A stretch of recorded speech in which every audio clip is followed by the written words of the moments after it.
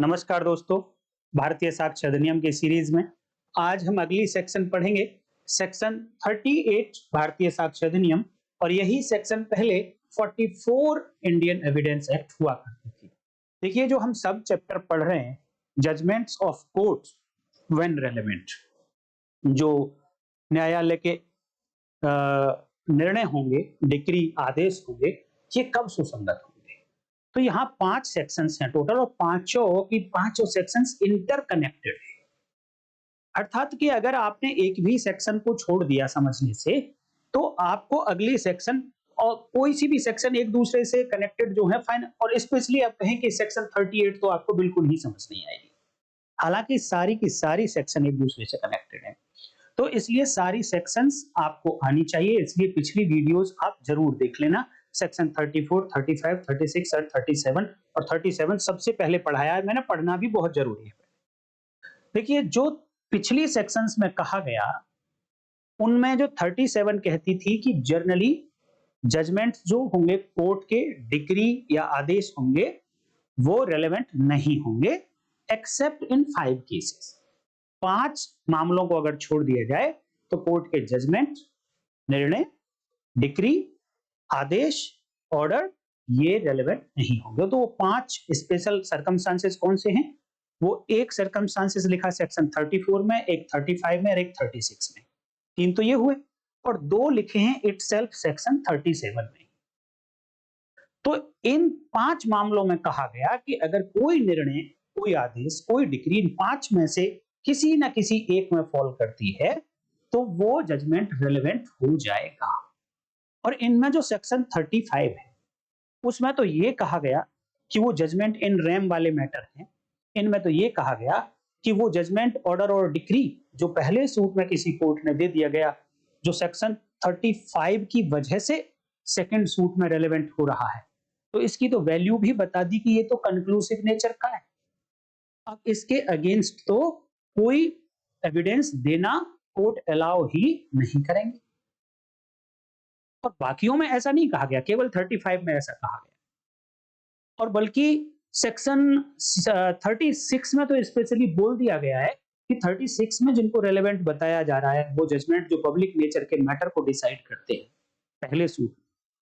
दूसरे सूट में वो पब्लिक नेचर का जो मैटर है वो रेलेवेंट है, देन वो पहले सूट का जो जजमेंट है दूसरे सूट में रेलेवेंट हो जाएगा। तो उसके लिए तो स्पेशल बोल दिया कि ये कंक्लूसिव नेचर का नहीं होगा, निश्चायक सबूत नहीं होगा। तो अब सेक्शन 44 ने क्या कहा है कि देखिए, 5 बार जजमेंट्स रेलेवेंट बता दिए गए। तो क्या अब इन जजमेंट्स की, इन ऑर्डर्स की और डिक्री की जब ये रेलेवेंट बता दिए गए, तो क्या अब एडवर्स पार्टी के पास, डिफेंस के पास, जो रेस्पोंडेंट पार्टी है उसके पास क्या कोई चारा नहीं होगा क्या? हाँ, चारा होगा इन जजमेंट्स को चैलेंज करने का।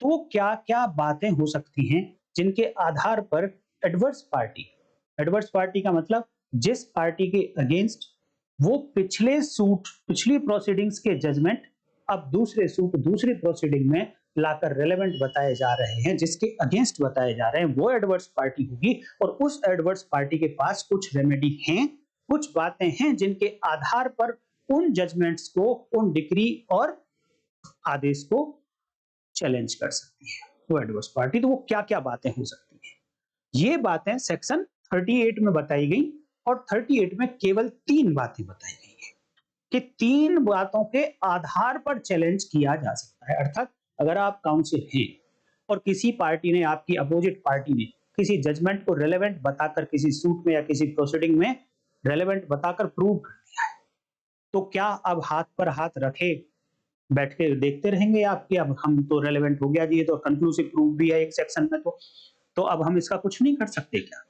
देन सेक्शन 44 अब पिक्चर में आती है, और वो आप जैसे लोगों की हेल्प करती है, और वो कहती है कि आपको हाथ पे हाथ रखे नहीं बैठे रहना है। आप 3 आधार उठाओ, तलाश करो कि इन 3 में से किस में फॉल करता है वो जजमेंट। अगर एक में भी फॉल कर जाता है, तो आप उस जजमेंट को नन एस्ट बना सकते हैं, शून्य बना सकते हैं, न्यूलिटी पे ले जा सकते हैं। अर्थात क्या इसका मतलब ये है कि अब वो जो जजमेंट, ऑर्डर और डिक्री रेलेवेंट हो गए थे, जिनको एक पार्टी ने यहां प्रूव कर दिया, क्या इन 3 बातों के आधार पर अब उस पहले जजमेंट को इर्रेलेवेंट बना दिया जाएगा क्या? नहीं, ऐसा नहीं है। क्यों नहीं है? अभी थोड़ी देर में बताऊंगा। दोस्तों, अगर आप 24 घंटे में पहले वीडियो के पब्लिश होने के 24 घंटे के अंदर-अंदर वीडियो देख लेते हैं तो बहुत अच्छा। और 24 घंटे के बाद वीडियो देखना चाहते हैं तो आपको चैनल जॉइन करना पड़ेगा। यहाँ देखिए जॉइन बटन दिखाई दे रहा होगा, आप टच करिए, प्रोसीड करिए और आगे बढ़ जाइए। अब हम चलते हैं सेक्शन 38 की लैंग्वेज, एक बार आपको दिखाता हूँ और बड़ी इंटरेस्टिंग सेक्शन है दोस्तों, रियली इंटरेस्टिंग सेक्शन है। इतने परम्यूटेशन, इतने कॉम्बिनेशन आपको यहाँ देखने को मिलेंगे कि आप प्रैक्टिस में कहेंगे वाह मजा आ गया। लेकिन आपको बहुत ध्यान से सुनते रहना है और आपको नोट करना है। Any party to a suit or other proceedings में, यहां राइट किसको दिया जा रहा है?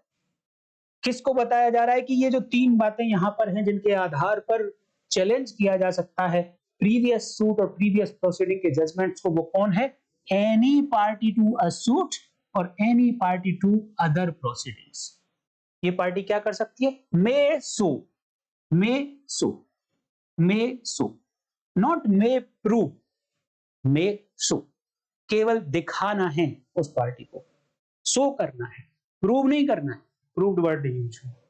अच्छा, क्या शो कर सकती है वो party? That any judgment, any order और एनी डिक्री, ये वाले जजमेंट जो सेक्शन पीछे 34, 35 एंड 36 एंड 37 में रिलेवेंट बताए गए, अभी तक तो वही है, लेकिन आगे देखिए कि कितना लिमिट कर दिया है। कौन से जजमेंट, कौन से ऑर्डर और कौन से डिक्री विच इज रेलेवेंट, जिनको रेलेवेंट बता दिया गया है, सुसंगत बताया गया है, ऐसे जजमेंट, ऐसे डिक्री ऑर्डर। और कहां सुसंगत बताया गया? Section 34, section 35 and section 36 only. क्या 37 में भी रेलेवेंट बताया जा रहा है यहां पर? क्या सेक्शन 38 तब भी एप्लीकेबल होगी जब वो जजमेंट, जब वो ऑर्डर, वो डिक्री, जब सेक्शन 37 में रेलेवेंट होगी? क्योंकि 37 में भी 2 एक्सेप्शन है। 37 जर्नल रूल ये कहता है कि ये सब इररिलेवेंट होंगे, ये decree, order, judgment. But 5 exceptions में से 3 एक्सेप्शंस के लिए तो यहां कह दिया कि वो जजमेंट, वो ऑर्डर, वो डिक्री जो सेक्शन, इन 3 सेक्शंस में रेलेवेंट बताए गए, बट वो 2 बातें जो सेक्शन 37 में बताई गई हैं कि तब भी रेलेवेंट होंगे, उन पर एप्लीकेबल ये सेक्शन नहीं होती है। और वो 2 बातें हैं कि जब existence of such judgment, order और डिक्री या तो फैक्ट इन इशू है या रेलेवेंट फैक्ट है, तब भी वो जजमेंट, ऑर्डर और डिक्री रेलेवेंट हो जाएंगे। बट उस पोर्शन को यहां सेक्शन 38 में नहीं रखा गया है। तो ये बात आप कंफ्यूज कर जाएंगे कभी भी, आपको, अगर आपने ध्यान से नहीं पढ़ा इस बात को। आपको ऑप्शन में पूछ लिया गया कि सेक्शन 38 कौन कौन से जजमेंट, ऑर्डर और डिक्री जो रेलेवेंट बताए गए उन पर एप्लीकेबल होता है। तो आपको ऑप्शन में दिया जा सकता है सेक्शन 34, 35, 36 एंड 37। एक में 34, 35, 36, एक में 35, 36, 37। आप कौन सा आंसर ठीक करेंगे? कंफ्यूज हो जाएंगे अगर आप इस बात को ध्यान नहीं रखेंगे। तो केवल और केवल 3 सेक्शंस के लिए 34, 35 एंड 36 एंड 37 को आप काटा मार दीजिए कि इस पर ये सेक्शन एप्लीकेबल नहीं होती है। तो पहली बात कि क्या दिखाना है, पार्टी टू सूट को या पार्टी टू अदर प्रोसीडिंग्स को शो करना है कि वो जजमेंट जिसको रेलेवेंट बनाया था सेक्शन 34 ने, 35 ने, 36 ने, and which has been proved by the adverse party। और क्योंकि जैसे ही रेलेवेंट बनाया तो आपके माइंड में सेक्शन नंबर 3 ऑफ भारतीय साक्ष्य अधिनियम corresponding to section 5 Indian evidence act तुरंत आना चाहिए। क्यों? वो कहता है कि evidence may be given of existence of relevant fact और existence of fact in issue, विवादक तथ्य के अस्तित्व और सुसंगत तथ्य के अस्तित्व के बारे में साक्ष्य दिया जा सकता है। और जजमेंट को, ऑर्डर को और डिक्री को इन 3 सेक्शंस ने रेलेवेंट बना दिया। रेलेवेंट बना दिया तो तुरंत साक्ष्य दिया जा सकता है और एडवर्स पार्टी ने साक्ष्य दिया और ऐसे जजमेंट को प्रूव कर दिया, ऐसे ऑर्डर को प्रूव कर दिया, ऐसी डिग्री को प्रूव कर दिया। अब एडवर्स पार्टी ने तो प्रूव कर दिया, तो अब जो दूसरी पार्टी है जो इस एडवर्स पार्टी के अपोजिट है, उसके पास क्या रेमेडी है? उसके पास रेमेडी है कि वो पार्टी में show that the judgment was delivered by a court not competent to deliver it. पहली कंडीशन दिखा सकता है वो कि ये जो जजमेंट रेलेवेंट बनाया और एडवर्स पार्टी ने प्रूव कर दिया। दोनों कंडीशन है, रेलेवेंट बनाया और प्रूव नहीं किया तो आपको डिस्प्रूव करने की जरूरत ही नहीं, एविडेंस ही नहीं आई, रेलेवेंट ही तो है। उस फैक्ट को प्रूव करने के लिए एविडेंस भी तो आनी चाहिए, एविडेंस आएगी तभी तो कोई फैक्ट प्रूव होगा। प्रूव हो गया है तभी तो आपके ऊपर बर्डन आएगा कि आप उसे डिस्प्रूव करें। अगर एविडेंस नहीं आई तो प्रूव नहीं हुआ। दोनों कंडीशन, प्रूव होना चाहिए रेलेवेंट होने के साथ साथ। जैसे ही वो प्रूव कर दिया तो अब एडवर्स पार्टी के पास मौका है, वो ये कह सकती है कि साहब ये जो जजमेंट है ये ऐसी कोर्ट का है जिस कोर्ट के पास कंपिटेंट कोर्ट नहीं थी, वो उसके पास जुरिसडिक्शन नहीं था ऐसे जजमेंट को, ऐसे ऑर्डर को, ऐसी डिग्री को डिलीवर करने।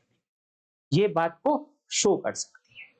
या फिर मान लो आपने तलाश किया कि यार ये जजमेंट तो कंपिटेंट कोर्ट नहीं दिया है तो अब क्या करूं, देन दूसरी बात आप कह सकते हो कि ये पार्टी में show that any judgment was obtained by fraud or was obtained by collusion. या तो धोखा करके लिया है, कोर्ट पर धोखा प्रैक्टिस किया, फ्रॉड प्रैक्टिस किया, देन ऐसी जजमेंट, डिग्री और ऑर्डर को ऑब्टेन किया है। ऑब्टेन में कहीं ना कहीं ऐसा लग रहा है कि पार्टी की फोर्स लगी है, पार्टी की इंटेंशन थी कि ऐसा जजमेंट ऑब्टेन किया जाए on the basis of fraud, on the basis of collusion. Collusion का मतलब है कि दो लोगों ने एक्टिवली पार्टिसिपेट किया है मिलकर, defendant, petitioner, respondent, plaintiff, defendant, दोनों ने मिलकर कोल्यूजन करके एक राय होकर ऐसा जजमेंट, ऐसी डिग्री, ऐसा ऑर्डर प्राप्त किया है। तो एडवर्स पार्टी के पास अपॉर्चुनिटी है कि वो कोल्यूजन दिखा दे, ये तीसरा पॉइंट है, या उसके पास वो अपॉर्चुनिटी है कि वो फ्रॉड दिखा दे, और पहली अपॉर्चुनिटी है कि वो कंपिटेंट, नॉन कंपिटेंट दिखा दे कोर्ट को जिसका वो ऑर्डर या डिग्री। देखिए ऑब्टेन से तो पता चल रहा है कि ये जो एक्ट किया गया फ्रॉड का या कोल्यूजन का, ये पार्टीज के द्वारा किया गया। लेकिन जब जजमेंट को डिलीवर करने की बात आ रही है बाई इनकम्पिटेंट कोर्ट, तो यहां पर जरूरी नहीं है कि पार्टीज के पार्ट पर कुछ हुआ। कंपिटेंसी देखना ये कोर्ट की ड्यूटी है। जब कोर्ट के सामने मैटर आया तो उसे सबसे पहले यही देखना है क्या वो कोर्ट कंपिटेंट है इस मैटर को हैंडल करने के लिए, इस मैटर को एडजुडिकेट करने के लिए। अब कोर्ट भूल गई, नहीं देखा, एंड पार्टीज भी भूल गई। वैसे पार्टीज को भी याद दिलाना चाहिए, पार्टीज भी भूल गई कि साहब आप कंपिटेंट नहीं हो इस मैटर को सुनने के लिए। देन क्या ऐसे मैटर में क्योंकि पार्टीज ने याद नहीं दिलाया, पार्टीज ने अपनी ड्यूटी पूरी नहीं की, तो क्या ये जो जजमेंट इनकम्पिटेंट कोर्ट ने डिलीवर कर दिया, क्या ये ऑर्डर डिग्री जो इनकम्पिटेंट कोर्ट ने डिलीवर कर दिए, क्या ये ठीक मान लिए जाएंगे? और क्या फिर ये न्यूलिटी की तरफ नहीं जाएंगे, शून्य नहीं हो जाएंगे, नन एस्ट नहीं हो जाएंगे? ऐसा नहीं है। तो बेसिक सी बात तो इसमें यही है दोस्तों, बट ये सेक्शन बड़ी इंटरेस्टिंग है। इसके अंदर बहुत सारी बातें मैं आपको अगली वीडियो में पढ़ाऊंगा। क्या क्या बातें पढ़ाऊंगा, इन पर थोड़ा सा आपको डेलिब्रेशन करके आना है, थोड़ा सा आपको सोच के आना है। देखिए यहां पर हमारी जो चर्चा होगी नेक्स्ट में इस पॉइंट पर होगी। मैं थोड़ा सा इसको साफ कर देता हूं दोस्तों, जिससे कि आपको थोड़ा ये समझ आसानी से आ जाए। Any party to a suit or other proceedings may so।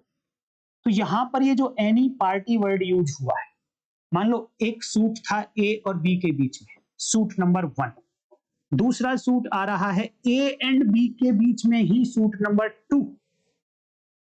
तो क्वेश्चन ये आता है कि पहले सूट में जो जजमेंट आया ये रेलेवेंट बना दिया दूसरे सूट में। सपोज ए के फेवर में था, अब इस ए के फेवर में था तो ए दूसरे सूट में इस जजमेंट को यूज कर रहा है, एज ए रेलेवेंट प्रूव करना चाहता है अगेंस्ट बी। तो बी के पास अपॉर्चुनिटी है कि वो बताए इस सूट में, दूसरे सूट में, कि कंपीटेंट कोर्ट नहीं थी जब ये जजमेंट दिया गया, या फिर ये ए ने फ्रॉड प्ले किया है कोर्ट पर, या फिर ये विटनेस के साथ कल्यूजन हो गया था इसका, या दोनों पार्टीज का कल्यूजन हो गया था। तो क्वेश्चन ये आता है कि इस एनी पार्टी में क्या यही दोनों पार्टी अगले सूट में होनी चाहिए, या कोई थर्ड पार्टी सी के बीच में भी हो सकता है, ए और सी के बीच में, या बी और सी के बीच में ये सूट हो सकता है। तो इस पार्टी में कौन कौन होंगे। और दूसरी बात कि जब फ्रॉड प्ले करने की बात आती है तो क्या दोनों ने मिलकर अगर फ्रॉड किया है और एक डिग्री ऑब्टेन कर ली, बहुत सारे एग्जांपल ऐसे हैं, मैं आपको दूंगा एग्जांपल के साथ, आप लोगों को बताऊंगा नेक्स्ट वीडियो में। ए और बी ने ही आपस में कोल्यूजन किया और एक डिग्री ऑब्टेन कर ली। उस समय तो दोनों को लग रहा था कि हमें फायदा होगा,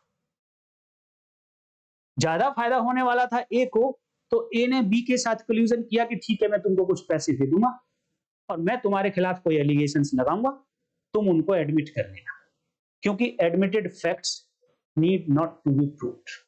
सेक्शन 53 भारतीय साक्ष्य अधिनियम, सेक्शन 58 इंडियन एविडेंस एक्ट। अब जैसे ही उन्होंने एडमिट किए तो कोर्ट तो कह देगा ठीक है ए के फेवर में डिग्री दे दो, कुछ भी करने की आवश्यकता नहीं।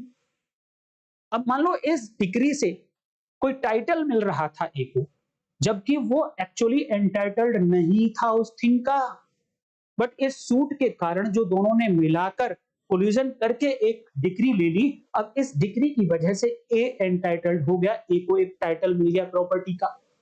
अब इस जजमेंट के कारण अब वो प्रॉपर्टी का मालिक बन के बैठना चाहता है। अब मान लो कुछ दिन बाद ए और बी में फिर से कोई झगड़ा हो गया, अब बी फिर कोई एक सूट लेकर आता है ए के अगेंस्ट, नया सूट लेकर आता है, और ए क्योंकि जीता हुआ है पहले, अब ये इस डिग्री को उठाकर यहां रख देता है दूसरे सूट में और कहता है कि साहब ये सूट तो आगे चलेगा ही नहीं, ये तो रेस जुडिकेटा है, ये बार है, इसका कॉग्निजेंस बार है, इसका ट्रायल बार है, क्योंकि ये तो मैटर ऑलरेडी डिसाइडेड है। Res judicated, res judicata, res means things, judicata mean decided, already decided है। तो अब आप ये दूसरा तो चलेगा नहीं, अब क्योंकि बिल्कुल ठीक बात है, सेक्शन 34 कहती है कि रेलेवेंट है, नहीं चलेगा आगे ये मैटर। लेकिन बी को पता है कि ये जो जजमेंट था, ये जो ऑर्डर या डिक्री थी, ये तो on the basis of collusion लिया गया था।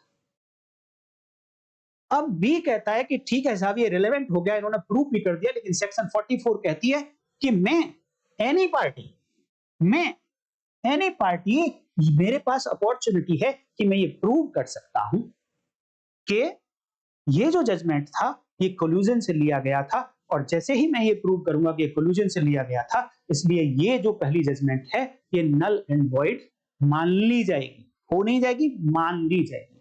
जो दूसरे केस के जज साहब हैं, कोर्ट है, इनकी अब ड्यूटी बनती है कि पहले वाले जजमेंट को इग्नोर कर देंगे। क्या कर देंगे? इग्नोर कर देंगे। क्या मैं ये पूछना चाहता हूं आपसे कि ये सेक्शन जो सेक्शन 38 है भारतीय साक्ष्य अधिनियम, सेक्शन 44 इंडियन एविडेंस एक्ट, क्या ये कहती है कि जैसे ही ये प्रूव किया कि ये कंपिटेंट कोर्ट नहीं थी, जैसे ही ये प्रूव किया कि ये जो ऑर्डर डिक्री जजमेंट है ये फ्रॉड से ऑब्टेन किए गए, कोल्यूजन से ऑब्टेन किए गए, तो क्या वो पहले वाला जजमेंट ऑर्डर डिक्री अब इररिलेवेंट हो जाएंगी?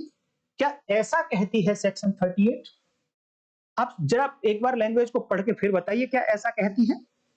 नहीं, ऐसा बिल्कुल नहीं कहती। यहां पर क्लियर कट लिखा है कि भैया वो जजमेंट, वो ऑर्डर डिक्री ऑलरेडी रिलेवेंट था और उसको प्रूव भी कर दिया गया है, देन ही ये 3 ग्राउंड्स पिक्चर में आएंगे। अर्थात यहां पर यह कहा जा रहा है कि जैसे ही एक जजमेंट को रिलेवेंट बताकर उसे प्रूव कर दिया गया दूसरे सूट में, पहले सूट के जजमेंट को रेलेवेंट बताकर दूसरे सूट में उसे प्रूव कर दिया गया, तो अब यहां पर 3 ग्राउंड्स और रेलेवेंट हो जाएंगे। सेक्शन 38 क्या कहती है? 3 ग्राउंड्स और रेलेवेंट हो जाएंगे, 3 फैक्ट्स और रेलेवेंट हो जाएंगे। इतनी सी बात कहती है सेक्शन 38। ये बिल्कुल नहीं कहती कि पहले वाला जो जजमेंट था सेक्शन 34, 35, 36 में जो रेलेवेंट बताया गया था वो इररिलेवेंट हो जाएगा, ऐसा नहीं कहती। वो सिंपल कहती है कि ये फैक्ट भी रेलेवेंट हो जाएगा कि जिस कोर्ट ने वो जजमेंट डिलीवर किया वो कंपिटेंट कोर्ट नहीं थी, एक ये फैक्ट और रेलेवेंट हो जाएगा। या फिर वो जजमेंट फ्रॉड से लिया गया था, ये फैक्ट भी रेलेवेंट हो जाएगा। या वो जजमेंट कल्यूजन से ऑब्टेन किया गया था, प्राप्त किया गया था, ये फैक्ट भी रेलेवेंट हो जाएगा।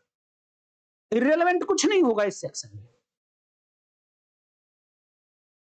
तो यहां थोड़ा सा आपको समझने की कोशिश करनी है। तो क्वेश्चन ये आ रहा था, क्योंकि बी ऑलरेडी कल्यूजन में था, बी को पता है कि ये जो पहली जजमेंट या डिक्री हमने ली है ये कल्यूजन से ली है, और सेक्शन 38 बी को मौका देती है कि ये कल्यूजन को रिलेवेंट बनाती है और वो रिलेवेंट कल्यूजन के बारे में एविडेंस दे सकता है। तो क्या जो पार्टी ऑलरेडी कल्यूजन में थी, क्या उसको फिर से एक बार मौका मिल जाएगा कोर्ट का टाइम वेस्ट करने के लिए कि वो फिर से बताए कि हाँ ए ने तो ये कल्यूजन में प्राप्त करी थी और कल्यूजन मेरे से ही था? इसके बारे में लॉ क्या कहता है, क्योंकि इसके बारे में यहां पर ये लैंग्वेज साइलेंट है। इसके बारे में मैं बात करूंगा कि ये any decree to suit or other proceedings में कौन कौन सी पार्टी है जो क्वेश्चंस रेज कर सकती है। यहीं पर हम देखेंगे सेक्शन 21 सीपीसी 1908 कि उसका यहां पर क्या कनेक्शन है। और देखिए, और आगे हम बात करेंगे, ये जजमेंट डिक्री और ऑर्डर तो ऑलरेडी हम पढ़ ही चुके हैं।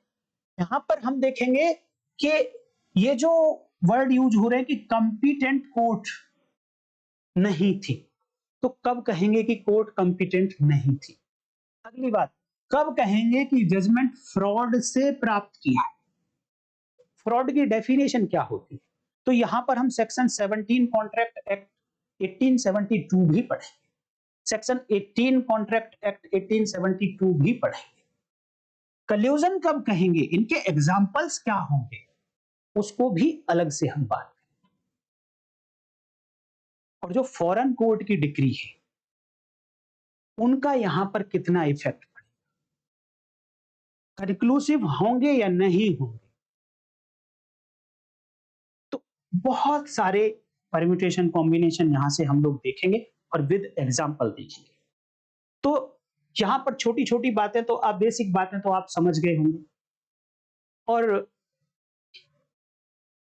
उम्मीद करता हूं मैं दोस्तों कि आप लोगों ने पहली सेक्शंस भी देखी होंगी। क्यों? क्योंकि जितने भी मैं रिलेशन आप लोगों को दिखाऊंगा स्पेशली पार्टीज से रिलेटेड, क्योंकि देखिए प्रैक्टिकल में बहुत ही इंपॉर्टेंट सेक्शन होने वाली है ये। और जिस तरीके से मैं आपको ओवरव्यू दूंगा सोचने का, अगर आप उस तरीके से प्रैक्टिकल में सोचेंगे तो डेफिनेटली आप अपना रिलीफ लेंगे। क्योंकि यूएस के जस्टिस थे फ्रैंकफर्टर, उन्होंने ये कहा कि आपको किताबी ज्ञान होने के साथ साथ आपको ये भी ज्ञान होना चाहिए कि जो कोर्ट है, जो जज है, उसको आप अपनी वीकनेस से दूर कैसे ले जाएंगे। आपको पता है कि आपके केस में इतनी सारी वीकनेस है कि जो आपकी स्ट्रेंथ है केस में वो तो बहुत थोड़ी सी है। तो आप वीकनेस से किस तरीके से दूर ले जाएंगे और छोटी सी स्ट्रॉन्गनेस के आसपास, स्ट्रेंथ के आसपास आप किस तरीके से जज साहब को घुमाएंगे, वो तभी पॉसिबल है जब आपको बहुत सारे परम्यूटेशन कॉम्बिनेशन बनाने आने चाहिए, जबकि आपको रिलेशन बनाना आना चाहिए। अब बताइए कि जनाब देखिए सेक्शन 34 में लिखा हुआ है कि सेक्शन 34 तभी एप्लीकेबल होगी जब पहले सूट की पार्टी और दूसरे सूट की पार्टी सेम होगी, क्योंकि रेस जुडिकेटा की बात करती है। और रेस जुडिकेटा का जो प्रिंसिपल है वो यही है कि पहले सूट में उस पार्टी को, जिस पार्टी के अगेंस्ट इस जजमेंट ऑर्डर डिग्री को आप यूज करने जा रहे हो, उसे मौका मिला हो सुने जाने का, वो पार्टी होनी चाहिए, उसमें उसे विटनेसेस को क्रॉस एग्जामिनेशन करने का मौका होना चाहिए। एंड फैक्ट एंड सर्कमस्टांसेस भी पहले वाले के और दूसरे वाले के सब्सटैंशियली सेम होने चाहिए। तो ऐसा तो तभी पॉसिबल है जब पार्टीज सेम हो दोनों सूट में। अब कल्यूजन वाले मामले में ले लो आप कि अगर पार्टी यहां भी सेम है, यहां भी सेम है और कल्यूजन से यहां पर प्राप्त किया गया है, फ्रॉड से प्राप्त किया गया, तो इसी पार्टी के पास मौका था कि ये अपील में रिवीजन में जाए और इन बातों को रखे, लेकिन नहीं रखा क्योंकि अभी तो कल्यूजन में थे ये लोग, इसको फाइनल बनाना था जजमेंट को, लेकिन बाद में दिक्कत आ गई। तो अब क्या इशू होगा? क्या ये इशू जब ऑलरेडी उठाए जा सकते थे लेकिन नहीं उठाए किसी पार्टी ने, तो क्या अब लेटर ऑन स्टेज पर इनको उठाकर फायदा लिया जा सकता है? इसके बारे में लोग क्या कहते हैं, ये इस तरीके से आपको सोचना पड़ेगा। दूसरा, क्या यही पार्टी जो कल्यूजन में थी ये दूसरी बार में कह सकती है कि ऑलरेडी कल्यूजन में लिया गया है? कैसे कह देगी भाई? प्रिंसिपल ऑफ नेचुरल जस्टिस कहां चला जाए? तो इसी तरीके से आपको सेक्शन 34, 35 एंड 36 तीनों कब एप्लीकेबल होती हैं ये बहुत अच्छे से आना चाहिए, क्रक्स इनका पता होना चाहिए। तो आज की वीडियो में इतना ही रखेंगे। नेक्स्ट वीडियो में डिटेल से हम लोग इनके इंग्रेडिएंट्स देखेंगे और उन इंग्रेडिएंट्स पे जो सिचुएशंस हैं, प्रैक्टिकल सिचुएशन वो कैसे बनती हैं उनको भी देखेंगे।